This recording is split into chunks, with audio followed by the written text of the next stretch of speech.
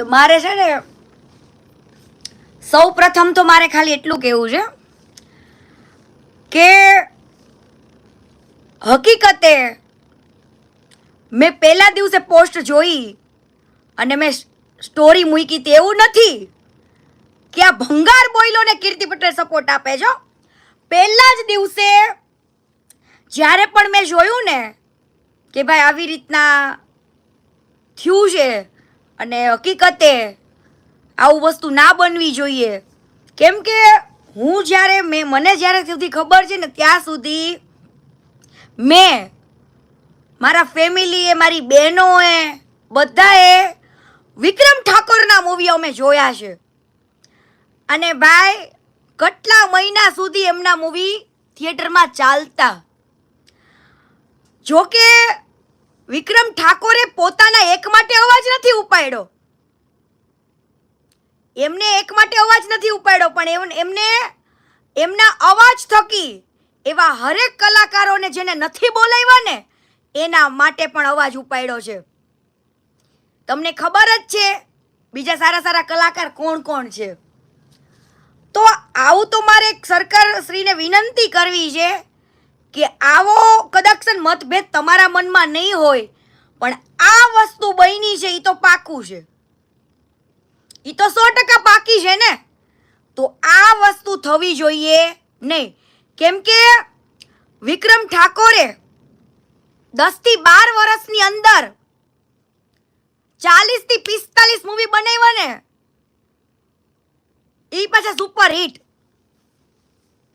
અને સારા સારા ફેમિલીમાં એ મૂવી જોવી શકે ને એવા એક સાંસ્કૃતિક મૂવીઓ હતા એમના, એક અંદરથી એક શીખ મળે ને એવા મૂવીઓ છે. કદાચ આની બધા વીઆઈપી લોકોને ખબર નહીં પડે, પણ આજે મેં ખુદ એની મૂવીને નિહાળેલા છે. અને એટલા માટે મને ક્યાંક ને ક્યાંક એવું લાગે કે જ્યારે ગુજરાતી ઇન્ડસ્ટ્રીઝ સાવ પડી ભાંગી હતી ને ત્યાર વખતે જોરો હવાસમાં એક જ નામ ગાજતું હતું વિક્રમ ઠાકોરનું, એક જ નામ ગાજતું હતું ગુજરાતી ઇન્ડસ્ટ્રીઝની અંદર જ્યારે બીજા બધા ખોવાઈ ગયા હતા ત્યારે. અને એમને સારા સારા મૂવી તો બનાવ્યા, પણ સાથે સાથે મૂવીના તમામ સોંગ સુપર હિટ એમને ગાયા છે. અને આજે વાલા એની કદર ના થાય એટલે એની કલા ઉપર કોઈ વ્યક્તિએ લાફો માર્યો હોય ને એવું ફીલ થાય. ભલામણ અહીંયા વાગે, અહીંયા ક્યાં વાગે? અહીંયા વાગે. આજે કોઈ પણ વ્યક્તિ છે એના સારા કાર્યોને જો તમે બિરદાવો નહીં ને તમે એ વ્યક્તિને ભૂલી જાઓ ને અને પછી તમે એ વ્યક્તિનું પછી પાછળથી સન્માન કરી દો ને તો ઈ ઘા તો ન જ રૂજાય હો વાલા, ઈ ઘા રૂજાય નહીં. આજે વિક્રમ ઠાકોરે અવાજ ઉપાડ્યો, પણ લોકોને એમ છે કે આમ ને તેમને, પણ એને હરેક કલાકારની કદર કરી છે જેને નથી બોલાવ્યા. ઠાકોર સમાજમાં ઘણી બેન દીકરીઓને તમને વિડીયો પોસ્ટ કરું, વિડીયો હું મૂકું કેવા કેવા એમનો વોઇસ છે, એમનો કંઠ છે. હે ઓલી નચનિયાઓ જેની કોઈ ઓકાત નથી, જે કેવી રીતના આગળ આવ્યા છે લોકો ખુદ બધા જાણે છે, એવા લોકોના સન્માન.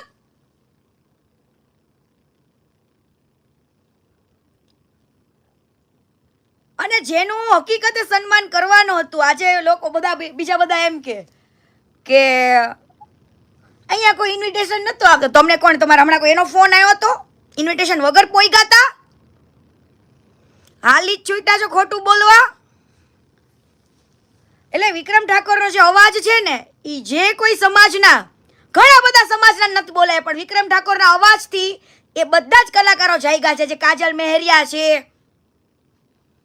ઘણા બધા ઠાકોર સમાજમાં કલાકારો છે સારા સારા, એ લોકોની પણ આંખ ખુલી કે હકીકતે ઓલા લોકોમાં કઈ લઈ લેવા નથી. અમુક પેલી મારે બોલવું નથી એમાં તમે સમજી જાઓ 4 બંગડી. હે એને તો ઈ નાચવા જાય છે ગાવા જવા ઈ ખુદ ખબર નથી. બરાબર. એટલે જે હકીકતે જે સન્માનને પાત્ર છે એને બિરદાવવા જોઈએ, બોલાવવા જોઈએ. બરાબર, એ વસ્તુ સાચી ખોટી છે એ તો છે જ.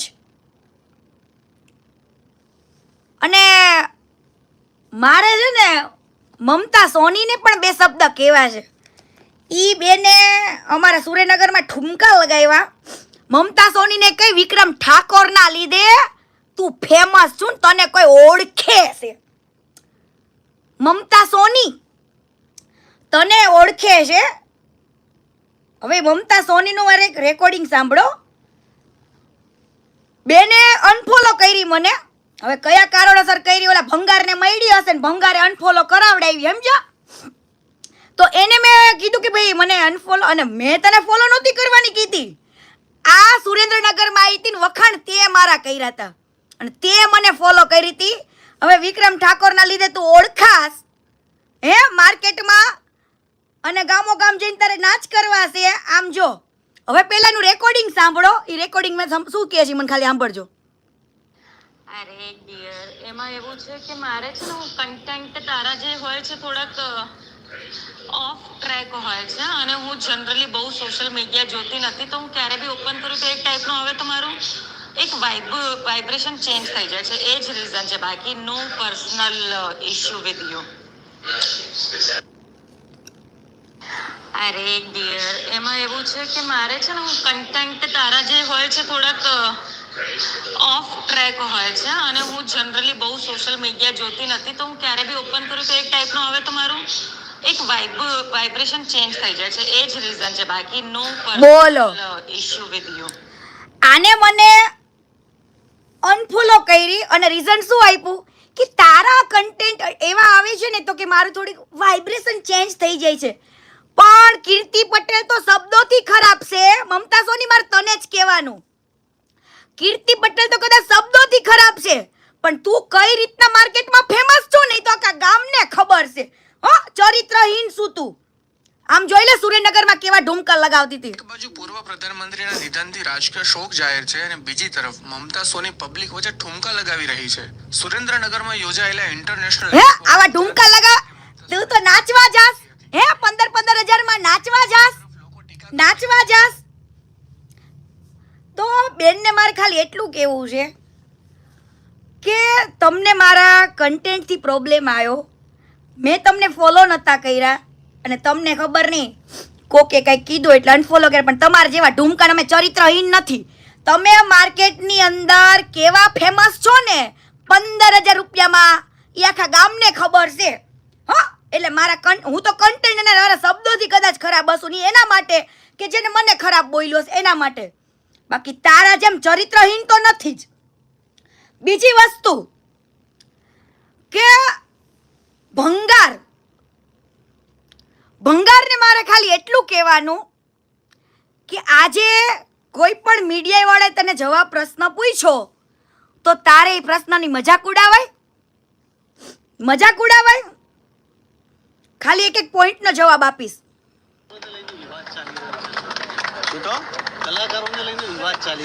જો હું કાળા તેડકાનું અત્યારે તેલ વેચું છું. હવે પહેલી પ્રથમ વાત તો મારે ભંગારને એવું કેવું છે કે ભાઈ તને મીડિયા સવાલ શું પૂછે છે અને તું જવાબ શું આપે છે. પહેલા પ્રથમ તો તે છે ને કોઈ પણ સમાજની લાગણી દુભાઈ ને એની તું મજાક ઉડાડે છે, મીડિયા સમક્ષ મજાક ઉડાવી રહ્યો